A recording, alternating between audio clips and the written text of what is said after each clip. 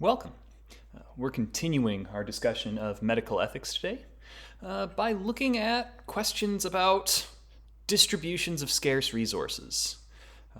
One thing that we'll learn after spending any amount of time working within the healthcare field or thinking about how healthcare policy gets managed, we'll discover that there are only so many resources to go around. There's always more work to be done, and that means that medical resources have to be distributed in a way that's thoughtful and careful. And here's a starting thought, is that no matter what we do, we're going to have to ration healthcare resources. So that's what we're going to think about today. We'll think about some difficult questions related to rationing resources. And then we'll look at what Dunn and Hope say about procedures for distributing resources fairly. And then the last thing that we'll do is we'll consider one principle for how to distribute resources, which is sometimes referred to as the rule of rescue. So here's the starting thought. In any system of healthcare, resources will have to be rationed. So you might realize that if we're in a system where the government is paying for healthcare, we will have limited resources, and those limited resources will be allocated according to government and administrative policies. Because basically the government is going to raise and fund a certain amount of money to pay for the healthcare system, and to some extent that will be doled out to sub-officials who will make decisions of how that money and resource allocation is going to be used within a particular region, a particular hospital, even within a particular hospital department. But we'll also notice that even when we're dealing with non-governmental healthcare, that is privatized healthcare, there's rationing there too. So if we think about the United States healthcare system, which is managed in a private function for many of its main functions, especially for elective aspects of healthcare,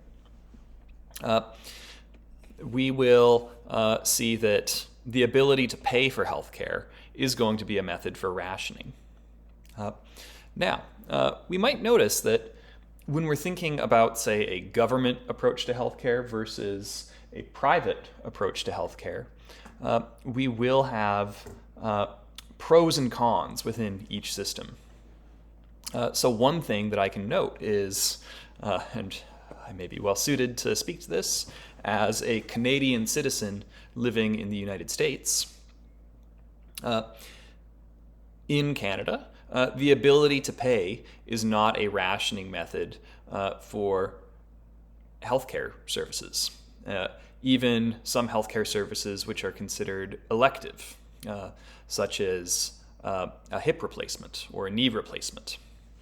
But we'll notice that within a Canadian system, and there does seem to be data to back this up, wait times are much longer within a Canadian government system than a US privatized system. So we might think that that's a pro for a privatized system, but a con for a publicly funded system. But on the other hand, we might realize that within the US system, there are some people who simply won't be able to receive a hip or knee replacement surgery. So we might think that within these two systems, we have different values. On the one hand, we might find more equality of access within a Canadian system. We might find more efficiency, possibly even more innovation within an Americanized system. We can also think about other ways in which we might have difficult decisions to make when it comes to healthcare. Imagine you're running a hospital and you're allocating money, and you realize that you have a parcel of money that you could spend on different sorts of services for your hospital. We might call these services interventions. These are things that we could do for our patients. So we've got intervention 1, 2, and 3. Now, here's a simple way of thinking about it.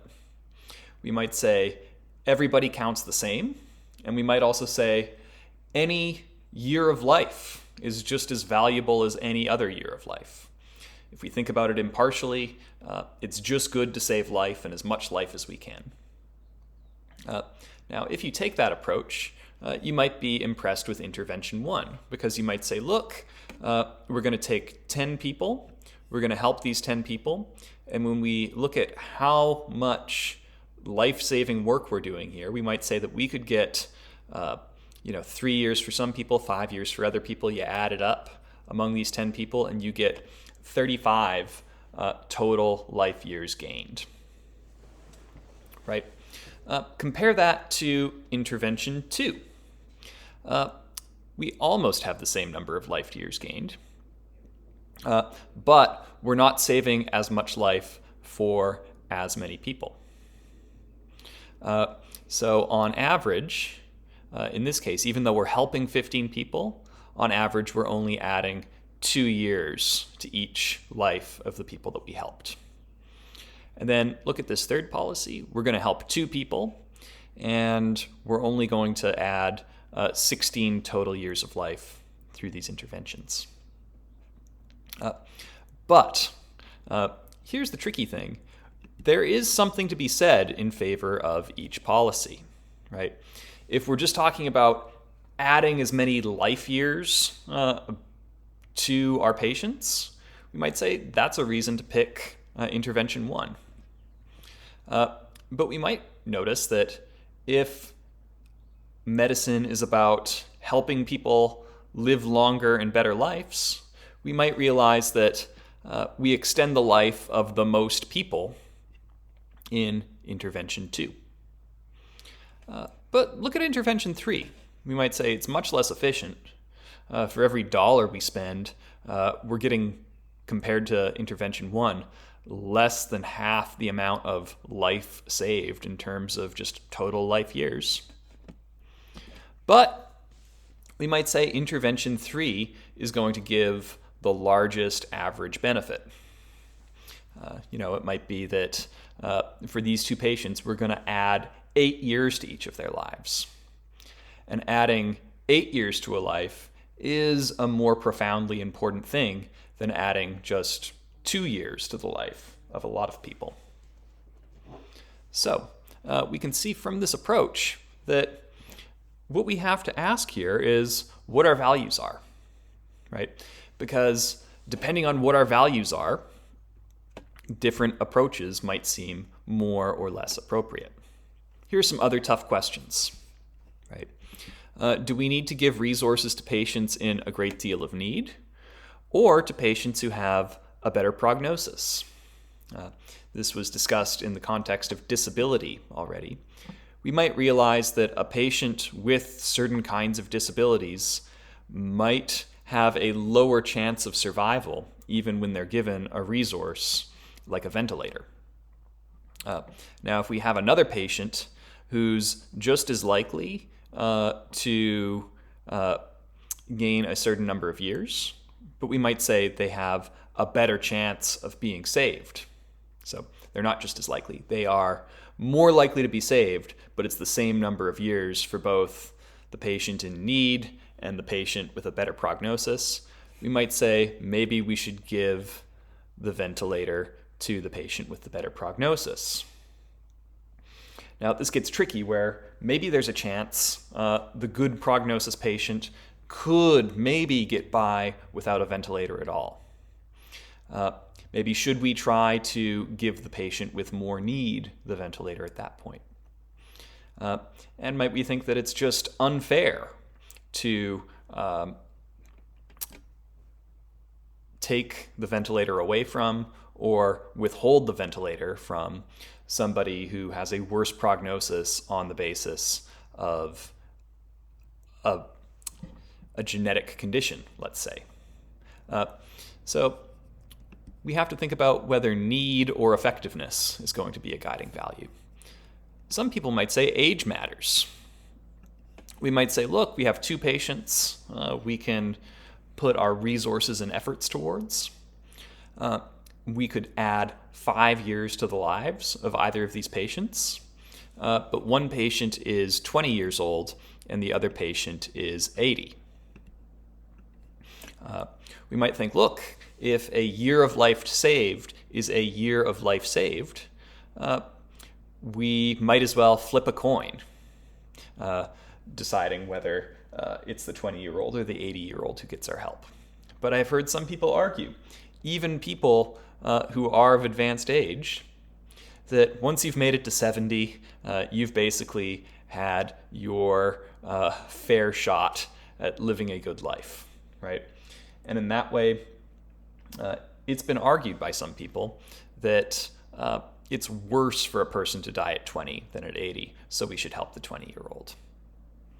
Now, we might notice that once we start taking this approach, we might stop asking the question of just life years saved, right?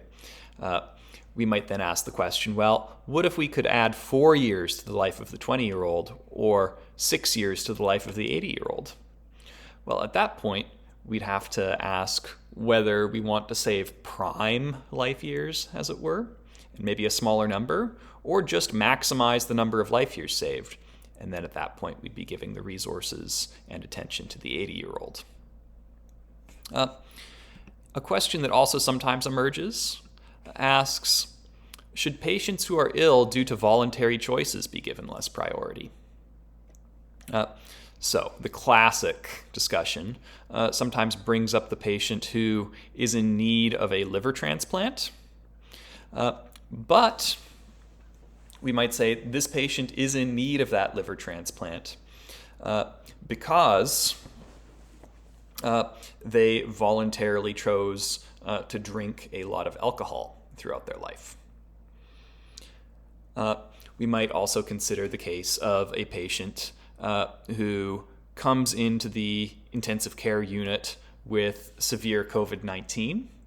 But we might also realize that this patient did not get vaccinated for COVID-19 and not for an evidence-based medical need, but simply because they refused the vaccine on the grounds that they didn't want to be forced to take the vaccine. These cases are tricky. In a certain way, some people find it hard to sympathize with patients who find themselves in need because of the choices that they've made. But we might also find it somewhat cruel or even heartless to simply abandon a patient because we find their choices unreasonable. You know, it might even be pointed out that insofar as sometimes people need liver transplants because of their alcoholism, well, we can see that alcoholism is sometimes best characterized as a disease, that addiction is not something to be stigmatized, but something that deserves compassion. We might also notice that the person who decides not to get the COVID-19 vaccine and then becomes very sick, well, we might think that this person made a poor choice. But we might also realize that they maybe came to that choice because of the environment that they grew up in, or because of negative experiences that they've had with healthcare in their past. And in this way, we might think, look, we've got a duty to care for patients no matter what we think of their choices. We might also notice, for instance, in the case of alcohol consumption and cirrhosis, there are some reasons to not give a liver transplant to a person who has not stopped drinking alcohol. And there we might say, look, if a person continues to drink heavily, even in the immediate aftermath of a liver transplant, the transplant is less likely to be successful, right? And so it might look like a judgment about a patient's voluntary choices, but we might also realize that sometimes in these cases, what is medically indicated is going to be different based on, say, whether the patient has changed their drinking habits. We might also notice that an unvaccinated person might present more need for specialized care when they come to the ICU. What I think that we should take away from all these cases and questions, how should we factor in age? How should we factor in voluntary choices? Should we focus on need or should we focus on efficiency? Should we focus on life years, helping as many people as we can, giving large average benefits?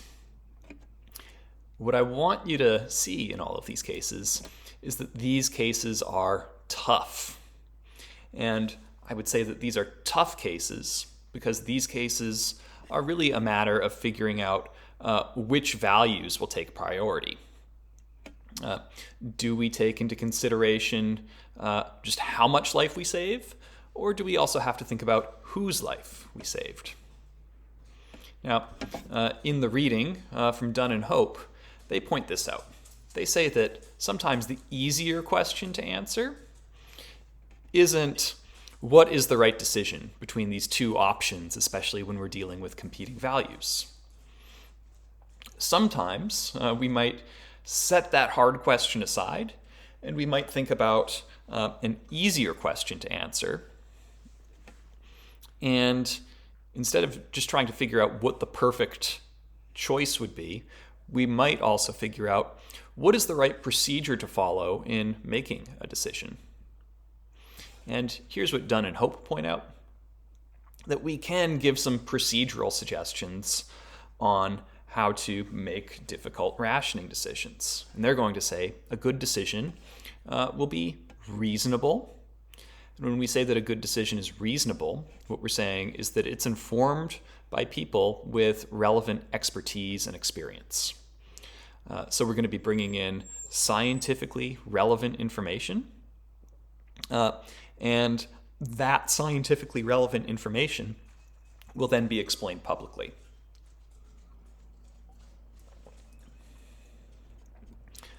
The other thing that we want to see in a procedurally good decision is that it is an accountable decision.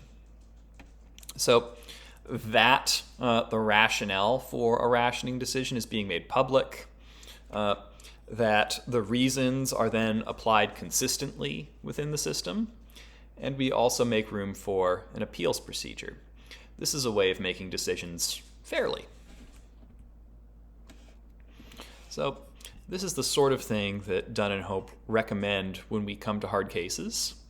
Eventually, someone will have to make a decision, and we might not be able to give an argument about which value is the end-all, be-all, best decision, but we can try to make a decision in a way that's reasonable and accountable to the people who are affected. Now let's examine one particular question about distributing resources. And this is a principle that Dunn and Hope call the rule of rescue.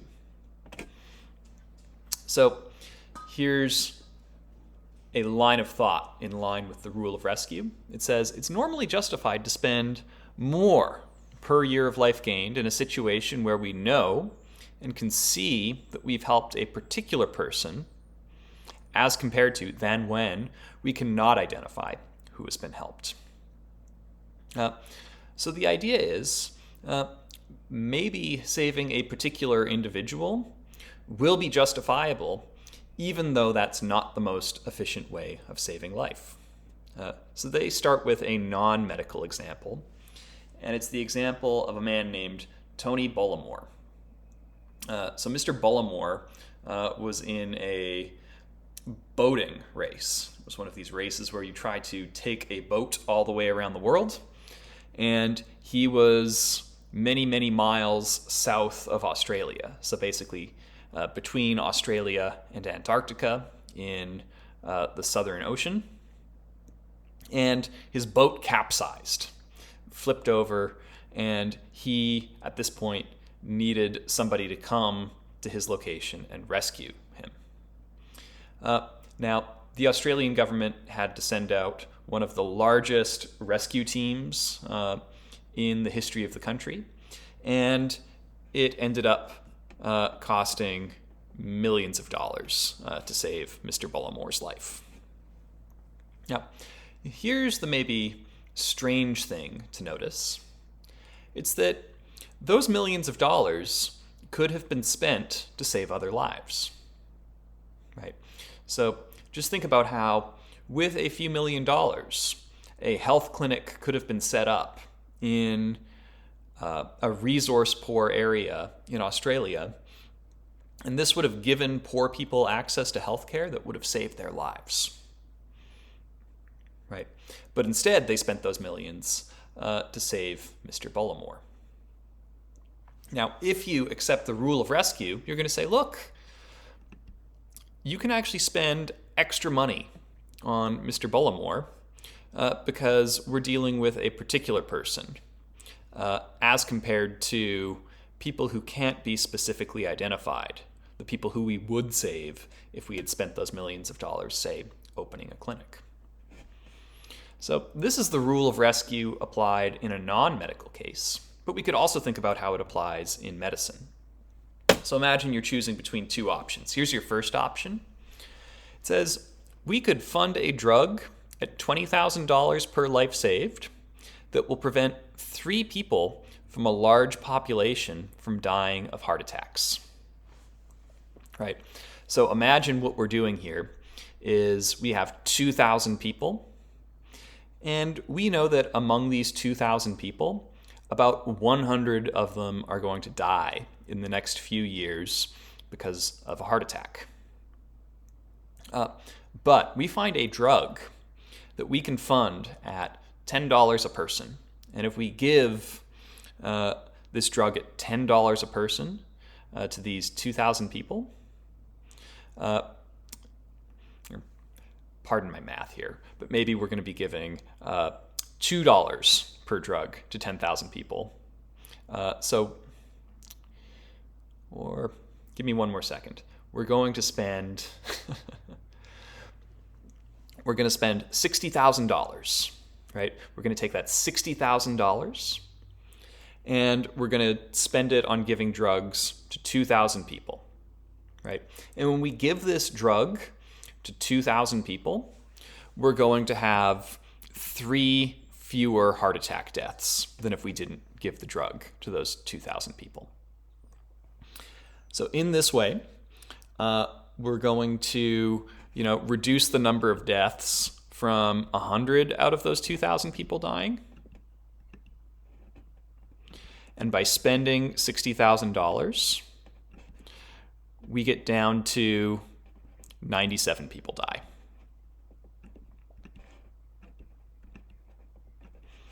Right.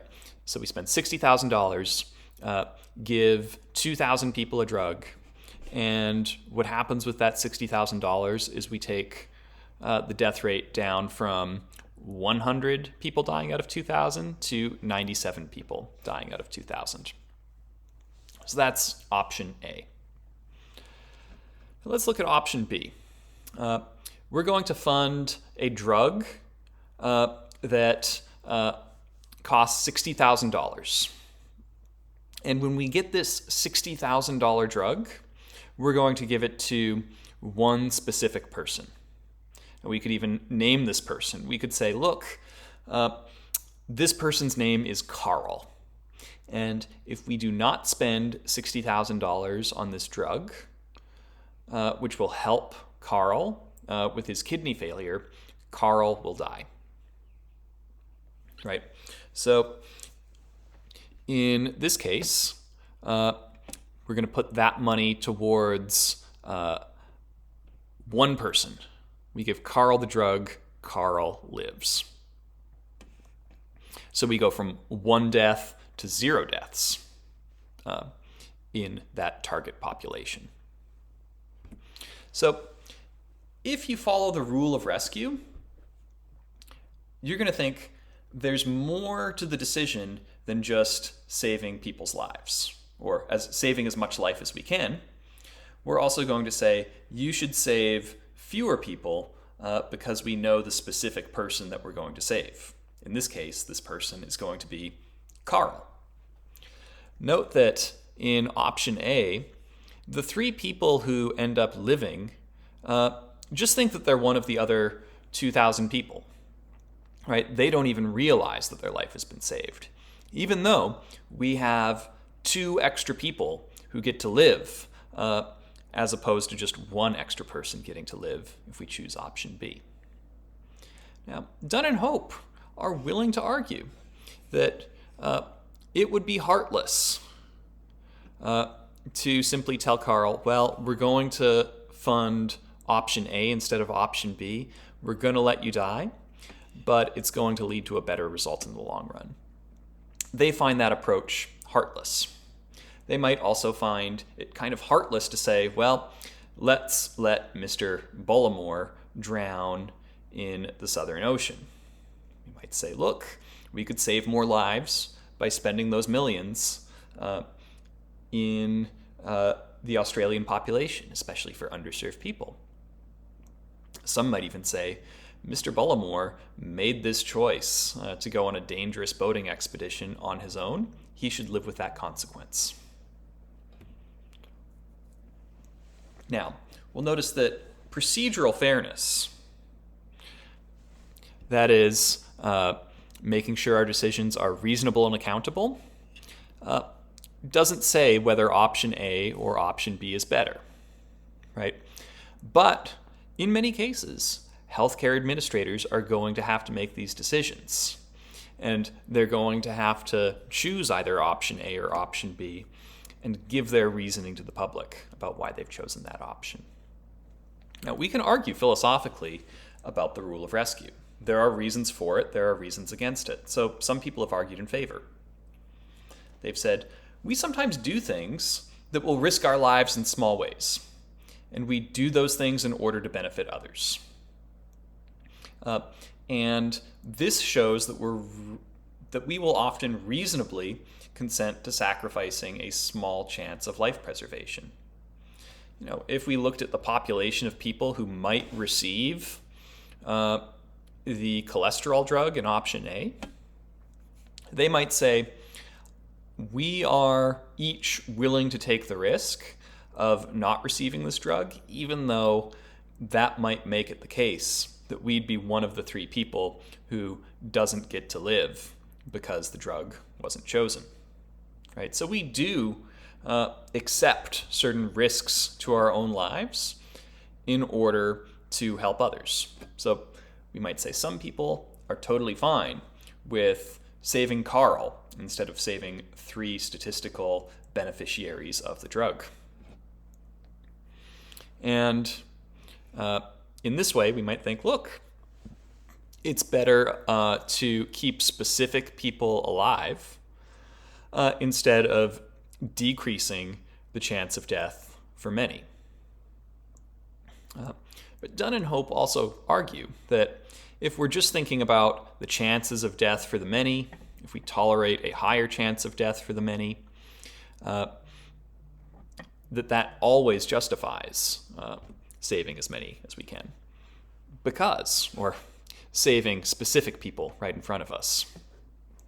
You know, against this, we might imagine a rescue party, right?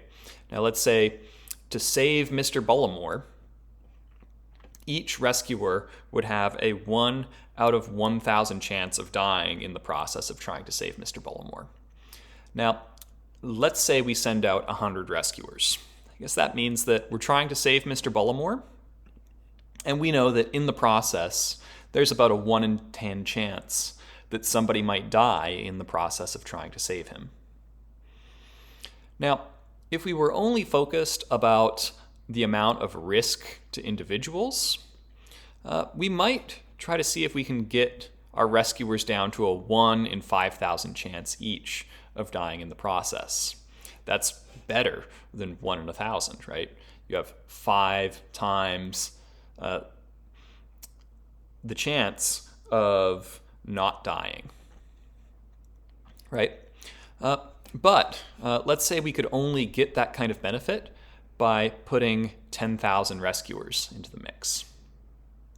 Well, if we're only focusing on saving a particular individual, and if we're only focusing on individual risk, we might realize we'd actually cause more deaths. If we send out 10,000 rescuers with a 1 in 5,000 chance of dying in the process, we would probably end up killing 2 people in the process of trying to save 1.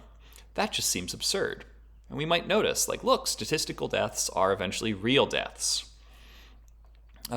So if we only focus on saving specific individuals and working on finding an acceptable risk for would-be rescuers, the following rule will lead to a larger number of people dying, right? And we might think we would be accepting more people dying by funding option B instead of option A.